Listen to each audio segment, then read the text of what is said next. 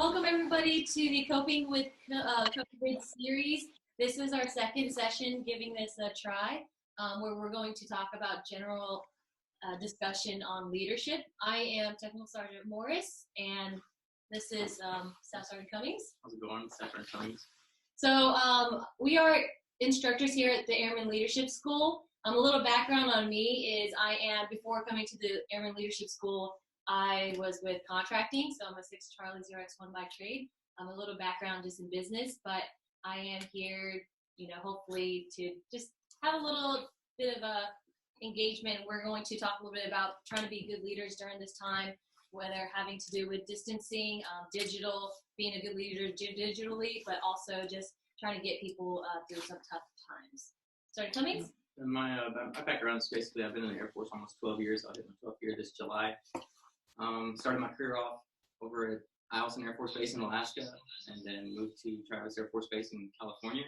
I've been deployed twice, once to Afghanistan, once to Qatar on a Special Forces unit. After that, I went to Germany as a CTS instructor over at the Westgate. You got the CTS squadron out there, and I was an instructor there for about 2 years before I came over here and became an ALS instructor. So I guess should have let y'all know where I came from too. I have been in for 8 years, and my first base was Seymour Johnson, and then I came to Ramstein, Germany. I've been here for about 2 years, so a little change of pace for me. All right, so how do we want to do this? Just start off? Just start talking? Sure. Okay. All right, so to be a good leader during this time, I mean, we thought this would be a good topic to talk about just because, this is happening globally. We've already seen how social media and people are using different outlets in order to, in order to be able to continue to work. And we talk about teleworking, but not everybody is in a career field where they have the opportunity to telework, or they're just going home and then having families to deal with. So trying to figure out how to kind of get through some stressors and being there for them. So one of the things I was looking at was distance. What does distance mean? So we have this social distancing, and we mean, hey, stay 6 feet apart. However, distance doesn't mean, disregarding others or being disengaged. So one of the things I wanted to talk about was staying connected, and which means, continue to communicate with people. And then as well as taking initiative, being proactive. Like, what do you need to do so that if in a week or two, hey, this, or let's say once it changes and we have to go back to work, are you ready to be back and be engaged and be fully aware back at work? And so that's, I guess, what I wanted to kind of talk about. So in terms of being connectedness, it has a little bit to do with like the digital world too. So we have to use social media to kind of communicate with one another. Using social media, I've seen teams certainly come together and still be connected. I know our team, more than ever, we communicate via WhatsApp to just to stay engaged, but at the same time, just trying to have fun with it. And then communication is just being able to make sure that you are connecting or talking to your friends, your airmen, your family, just to make sure that everybody is, still doing all right. If they're bored out of their mind, find something for them to do, or say, hey, like, what would you like to do? And then doing something digitally together, encouraging one another to participate with you. Yeah, I know for me, definitely it's been quite a challenge being a single dad at home. I've got I see a lot of people running around saying, hey, there's so much time to do things. And I'm like, not so much for me. I just put on another hat, so I'm dad, teacher, and worker. So, for me, it was just kind of throwing on this new hat and trying to go through and actually be like a teacher for my dad, or kind of like a sub in before his teacher comes in on the meetings. And I think learning all the things over at the KDS digital platforms that they have has been quite the challenge for us. I think we're starting to get on par with some of those things as well. They got like 15 plus apps for a second grader just to go in and do their math and their English and their writing and stuff. And just being on board with all that stuff has been quite the challenge for me. And obviously he's trained up pretty good right now. And the only thing he's coming to me for now is, when he's got a question on how to get further into Gmail or anything like that. I never thought my 7-year-old son would have a Gmail account, but hey, he's there now. He's on Google Hangouts just like everybody else. So been quite the trip. Oh yeah, we definitely have to get with the times because I understand that. I mean, I'm not used to when we talk about like digital learning. You know, when I went through high school, it wasn't a big thing. Or even elementary school, we were just learning Mario's teacher's typing, like just learning how to type at the time. So definitely a change in pace. Realizing that my nephews and nieces, I don't have children, my nephews and nieces are certainly doing that. And so how are we also like keeping up with them with the trend? So I guess one of the things that I was thinking, we talked about the other day, you said that your son's using Gmail. I was talking about, I'm still using AOL. I'm like, I don't know if some of y'all are like that, but yes, I'm still using AOL. Okay, and I just can't change it. I've had it for so long, and that's where all my business goes to. So yeah. I don't know. Want to talk a little bit about digital leadership? Sure. So what are one of my questions are what are some of the what are some challenges here is what we got from George. What are some challenges that the quarantine's presented for you this far? Seems like for sort of Ferguson over here, he says staying engaged due to PCS concerns and kids schooling online. I can definitely feel you on the kids schooling online. It's definitely quite a challenge. I can't feel you on the PCS. I'm far from that, but I know quite a few people right now, including yourself. Even Sergeant Pineda, who I believe is in this chat as well. It's got some, throw your air out your dirty laundry, sir. But yeah, there's some PCS concerns for sure right now, and that's got to be a struggle. You know, when you're all almost ready, packed up 10 days ago, and you've already moved out. What kind of things are lying ahead of you? You know, get the next one. Oh, you got that. For what was the question? So the question is what some of the challenges that the quarantine has posed for you thus far. And then we got starting and keeping up a routine. I think that one there for myself, I've been completely out of routine. Putting on a new hat, obviously you got to kind of learn the tricks of the trade of that new hat and try to figure out where it fits in at. And I've been looking up all these schedules, and people have posted these schedules on Facebook. You know, this is going to be my quarantine schedule, and you know, I'm going to do this at 9, this at 10, this at 11, and that's all great and all. Don't get me wrong. Like I love schedules and I love it, but I think having the discipline is the hardest part for me to really abide by that schedule, because there's always a stick thrown into it to where I have to go. Oh no, well now my 11 o'clock is 12 o'clock, and now my 12 o'clock is at 3 o'clock. You know. So for me, that's been a really rough time where I'm just not there, to be quite honest. So, what about you? Yeah. So I do remember last week when I tuned in, Sergeant Benitez, Sergeant Linden, and Sergeant Zavala were talking about time management too. And I was like, man, I really could use that time management as well. Being able to, being able to like change gears from work mode to having fun mode. But I do recall during when we were teaching classes, it's just one of those things where I keep telling myself, I wish I had more time so I could take care of my life, take care of things. And for me, actually, I'm seeing my silver lining is that I've benefited from this, given that I'm in the middle of a move from one house to the other. So it's given me time to take care of the move and the cleaning and everything, and got moved into my house.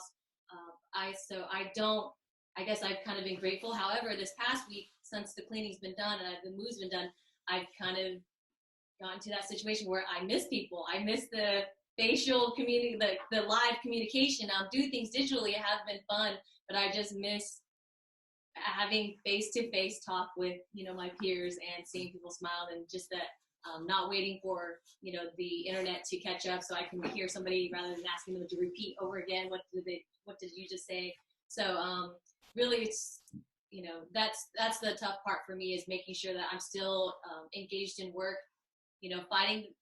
I don't want to create any negative stuff here, but fighting access to the internet. And then that's kind of the hiccup, is how do I, there's only so many things I can do technologically that will say, okay, I'm ready. Some things are out of my control, but being able to just stay on top of the working. So we're still, as a team, we still have a lot of work to do, and just staying engaged with that. But at the same time, there are, with my move and work, there's a lot of things where I'm always asking, like, hey, what time is this open?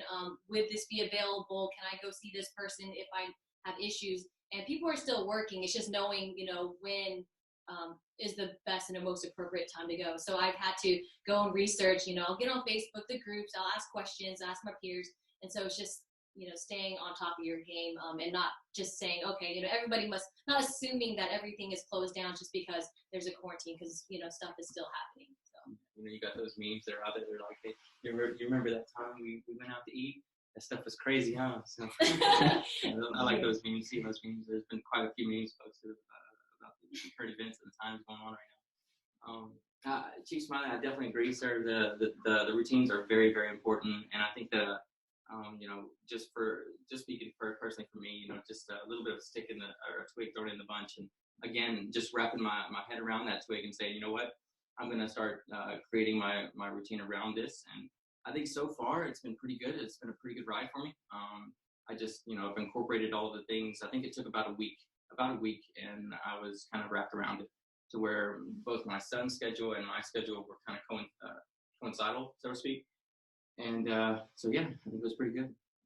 I sometimes have to tell myself when to stop working, because here at the schoolhouse you got the 1600 bell, so to speak, and then you can finish up anything.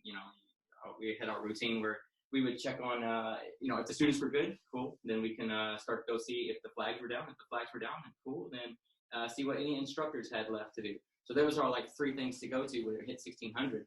And we don't have that. That's now far gone right now. And so having your own clock to say, okay, cool, this is going to be when I'm done for the day, so that way I can actually not work too much from home, so to speak. So.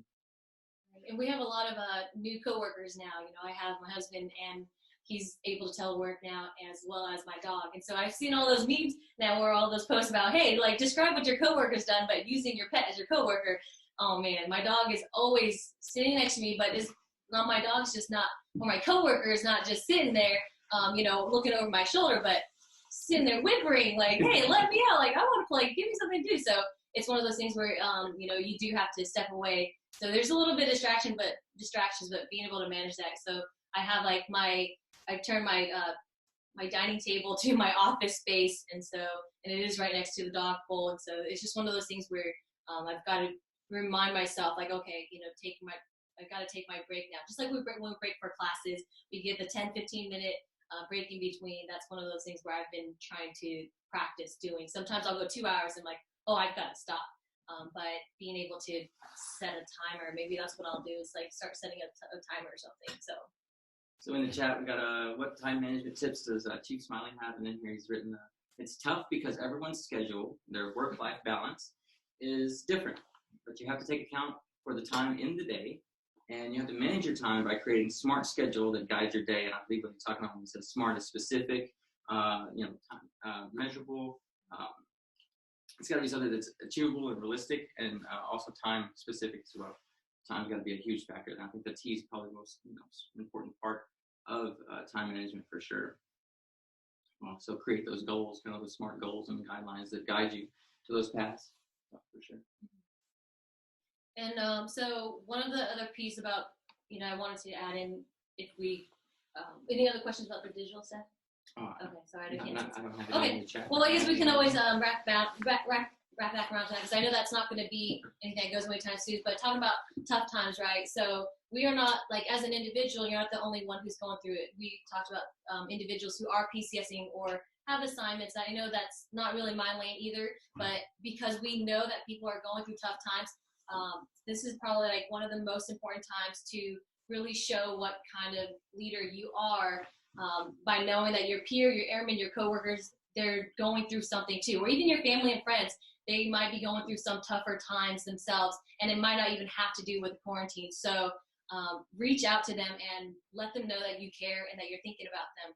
I have a family member who's going through something really rough right now, and it's definitely, COVID's not even on the back of their mind because of what they're going through. And so just being able to reach back, be like, hey, how's it going with this? Or just asking somebody, I know you're still on standstill with finding out when you're going to leave, but how are you managing? So just making sure you connect with those individuals, again, just to show that you are thinking about them and their situation. I think it's this time is for sure your time to really use your empathetic ear, so to speak, and show others, how empathetic you can be towards them. So That's a really good part about this time right now. So yeah. So I think right now a pretty good time to open it for questions and things like that. What kind of questions do you have? Let's kind of throw some advice around the room, spin it around, and see where it goes. Yeah, let's do it.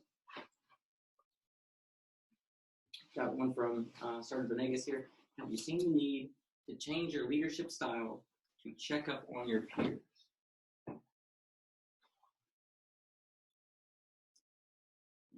trying to think of some of the things that I've done right here for the peers right now in the situation. I think changing up leadership style for sure for me. I think I've had to be a little bit more management by exception active, really, really, really trying to stay on top of things.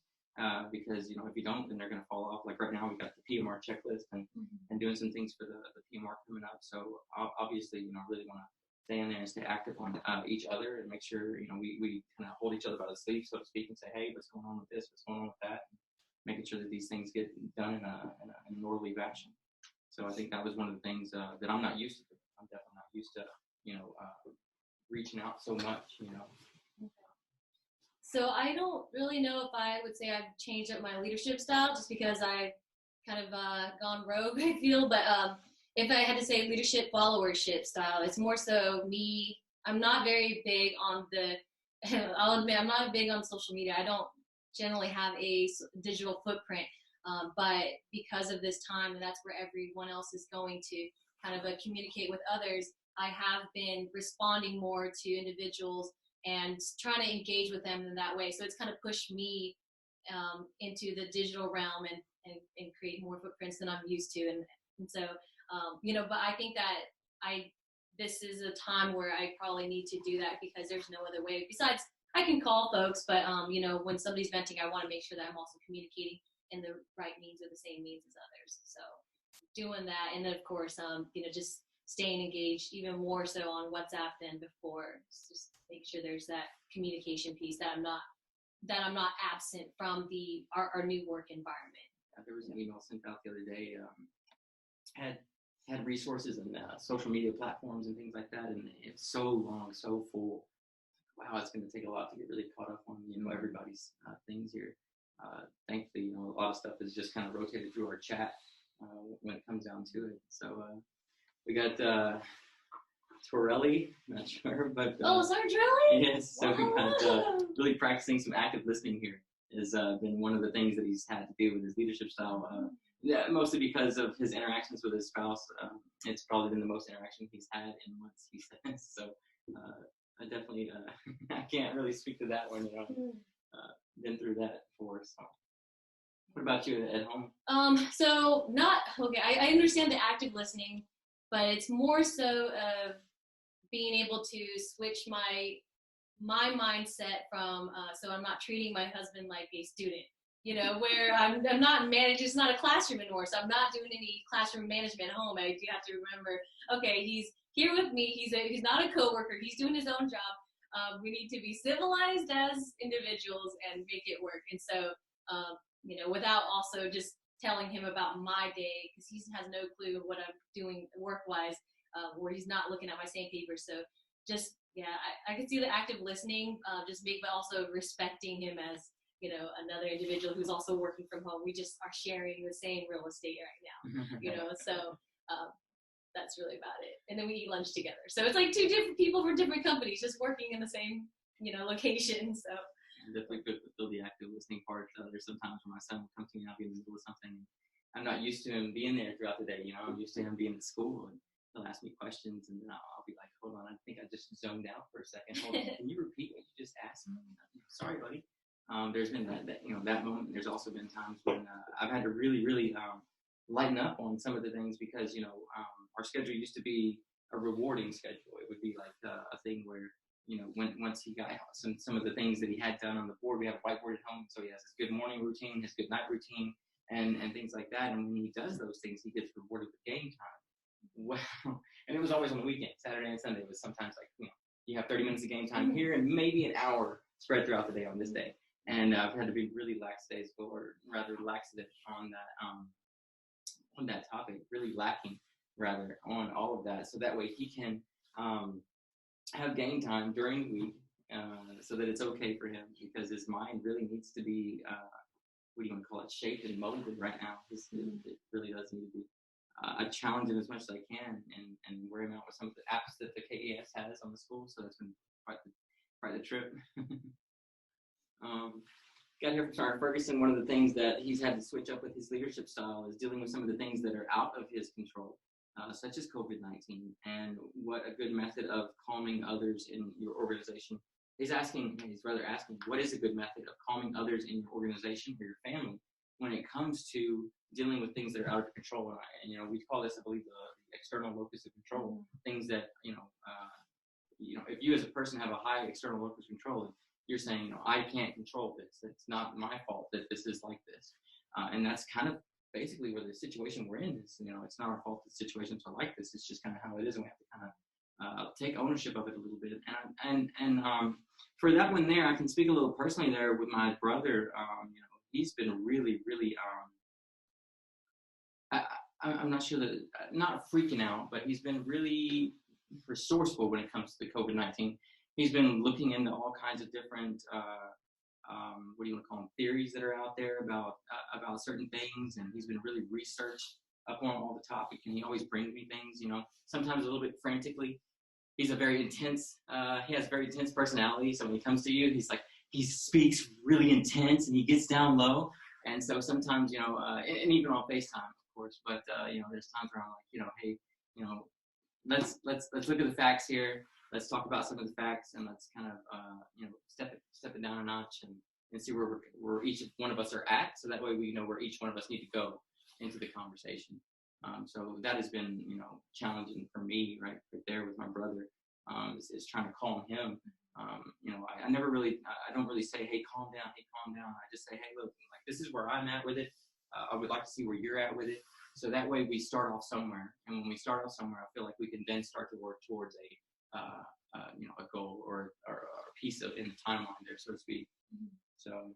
Yeah, I'm in a similar situation with my family too, because they're all from California, and I have also family members in the Seattle area. So it's one of those concerns where they definitely are going through a different experience than we are, with the resources that they have and where they can and cannot go, and just the level. There's a little heightened concern for them to leave a certain area. So it's one of those things where what I've had to do to try to calm them is just talking to them and say, hey, what can you control? What are some things that, are you putting yourself in an environment or situation, but if it's not, what are you, just trying to, part of that empathy again is trying to understand, being empathetic, but also understand where they're coming from, and then trying to give them another perspective on how they can do this. Because I'll tell them what's happening here, what they can and cannot do, without, really ruining or making it sound like I'm getting it too nice here, but just trying to understand and help them through that situation. And I think that, it's not anything I don't think I'm doing, but our boss is not with us, and he's communicating from the United States. And I think he's done an awesome job as far as communicating with us individually or even as a group, saying, hey, how are you guys doing? How are you coping with this?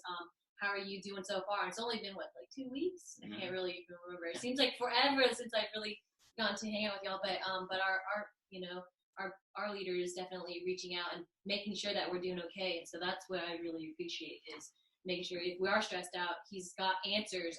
Even propose or putting out new information to keep us on top of the changes in this quick shifting environment. So yeah.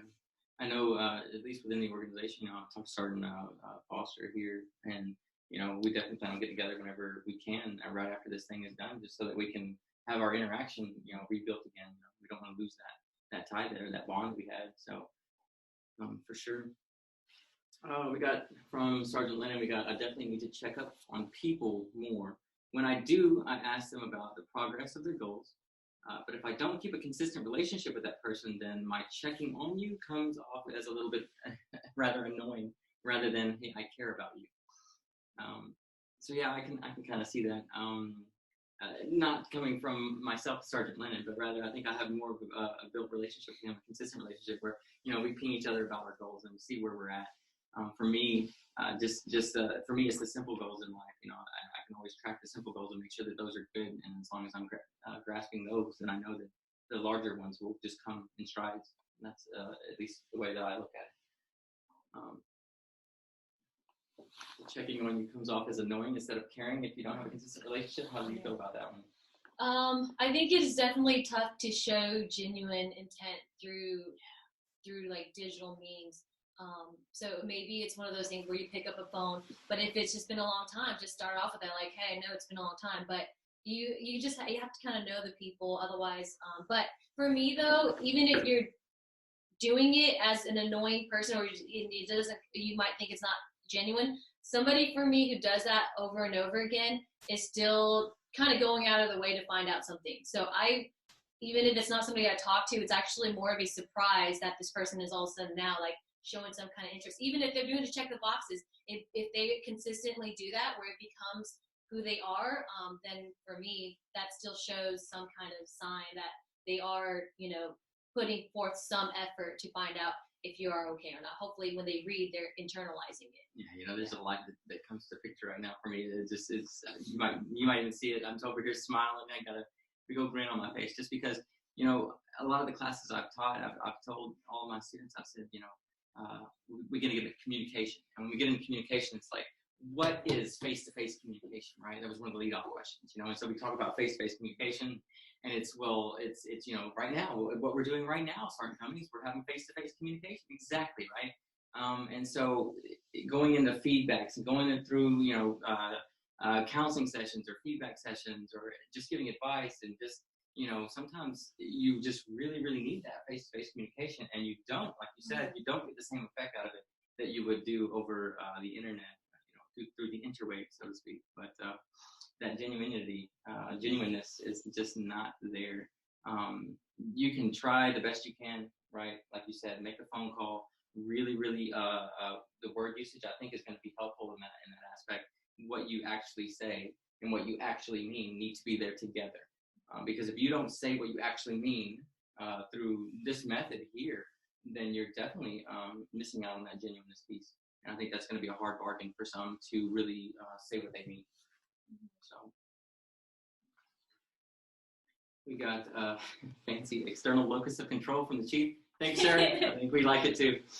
We got Sergeant Ferguson. What about task management in an organization, and what tools do you use for task management within an organization? So go for it, man. Oh no, I was just saying because we use Asana. That's what we do. So it's just an app that I guess the school has been using. Asana is where we get all our tasks sent to us, but I've been using it for my own tasks as well. And I don't know who Asana is created by, but ASANA. And it's free, correct? Because I'm not paying for it. There is a free version. But you can create projects in it, and you can just do daily tasks. There's calendars. But that's what I use for my task management. I used to write everything on either my iPad or on a note and make a list and create check boxes, kind of like a bullet journaling. But in the end, Asana just became my go-to because it's on all my devices.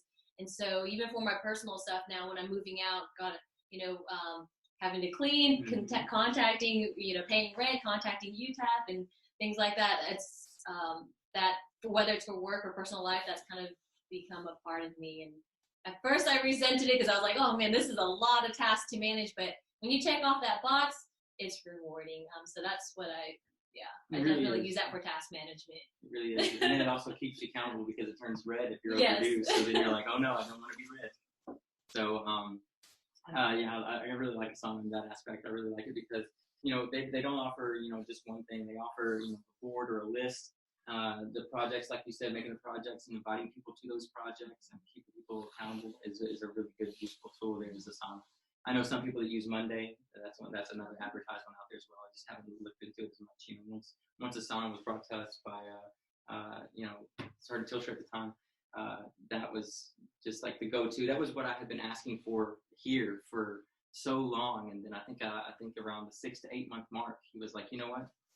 I think I got it for you, Certain Companies. I think I got it. Because I kept asking, like, I want to know how this cog of ALS works. I'm a cog, and I want to know how this wheel rotates. How do we get things done?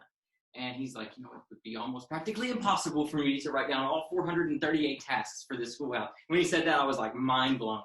And then I was just thought, well, if you know that there's 438 tasks, then how can we help you with that, And I think that some of the things that he used in his personal business and brought that to life for us here at the schoolhouse, we've been running with that for so long that we can make it definitely evolve as we use it. So I think that's a really good one for us, Sergeant Ferguson, is Asana, and having that tool readily available for sure. I want to know what you guys are using as your task management, because I'd love to, because Asana works for me, but it's not something that my husband gets on to communicate, for our livelihood too. And so, I wonder what else are y'all using out there? Because different career fields have different systems, different programs that you guys are using. For sure. It looks like Sergeant Lynn's using one here called Time Tree to link a calendar between his girlfriend and I. And so that's something I've never looked at for sure, is Time Tree. That's something I might have to look into myself.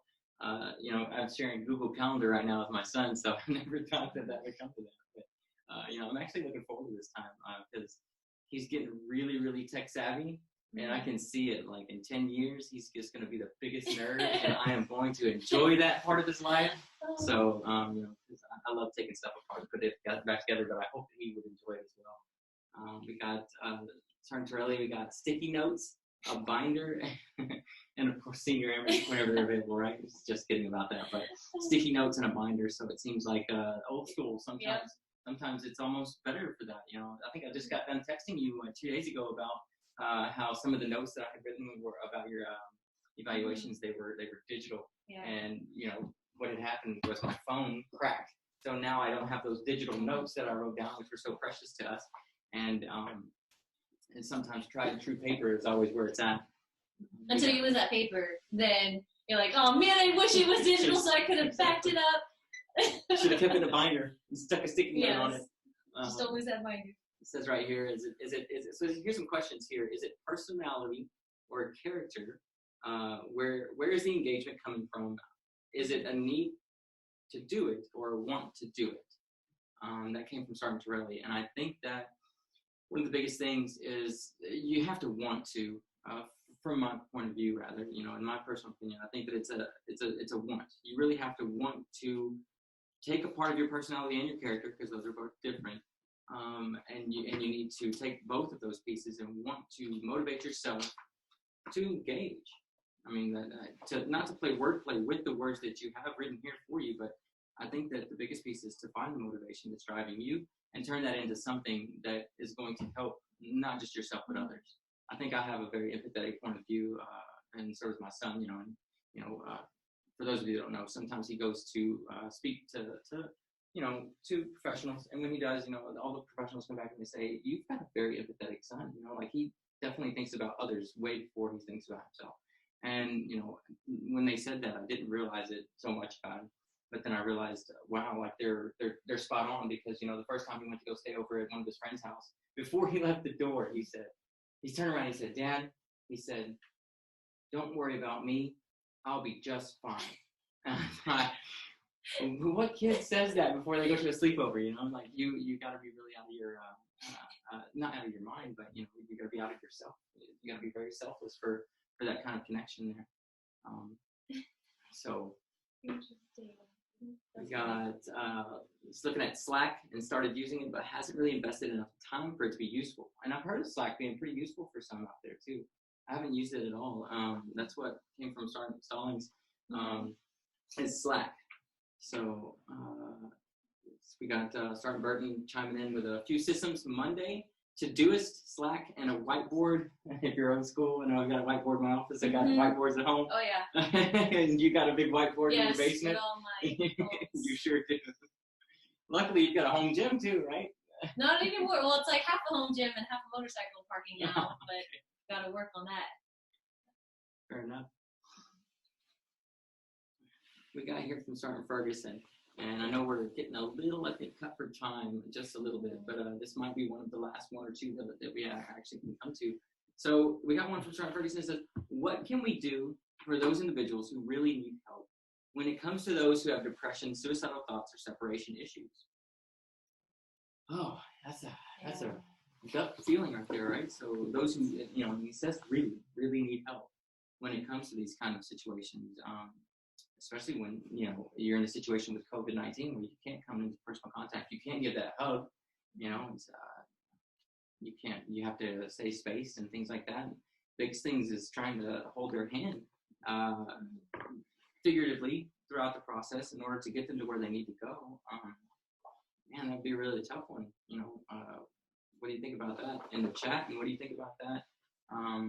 Yeah, that's a really, really tough one. I don't want to get all emotional because a year ago I lost my brother, but it's one of those things where you just have to, like you said earlier, you have to want to be able to talk to people. If you really want to help them, you will communicate with them. Don't send them a message, just call them up and have that conversation. And then, hey, if you go out to do a bike ride, just keep your distance.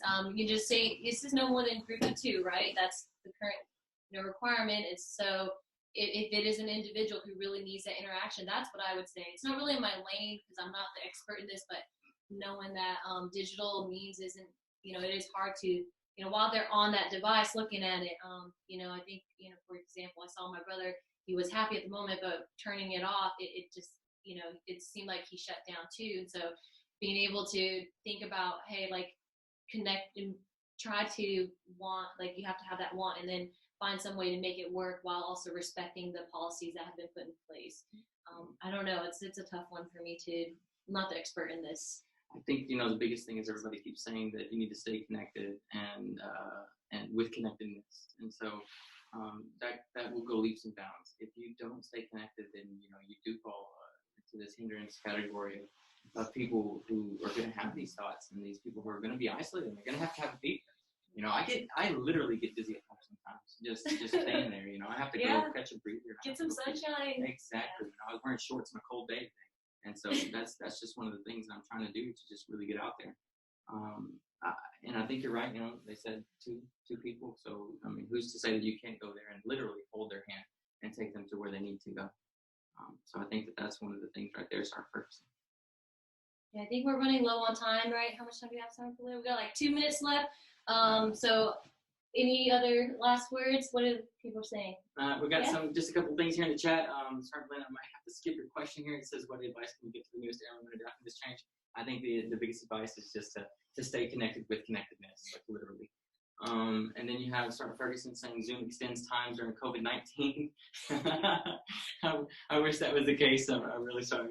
And then you got Sergeant Lennon calling us another way to help those people, and we're really comfortable behind keyboards nowadays anyways. Right now it's not time to be a keyboard warrior, but rather a keyboard warrior in the aspect that you can help that individual. Then you have Sergeant Burton saying that's where the investment in your people really comes into play, and I feel that those that really need the help can get professional help, and we have to know that them as a person and just as an active duty member as well. So keep the airmen in mind. Then you have intentional leadership. I feel helps not being told to check up on and taking the time to connect. And I know that if no one checks up on me, then I will just float through life. So you got to have check-ins with people for sure. So we got coming up next Coping with COVID is going to be 8 April at 1000. So please tell your friends, tell your troops, tell everybody, and we'll get more people and we'll get more conversations sparking. Not sure who's going to be next up, but I think it's going to be an awesome time. Excuse me. Thank you all for joining us. Thank you. Have a good one. Stay safe. We need more time. Hey guys, this is Ferguson. Hello. Can you guys hear me? Yes. So Zoom actually does extend the time for you guys. It does? Like